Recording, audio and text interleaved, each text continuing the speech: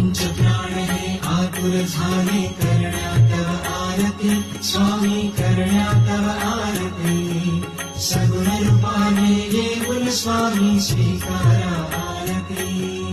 हरिहर संगे ब्रह्मदेव ही खेळे तव भाळी स्वामी खेळे तव भाळी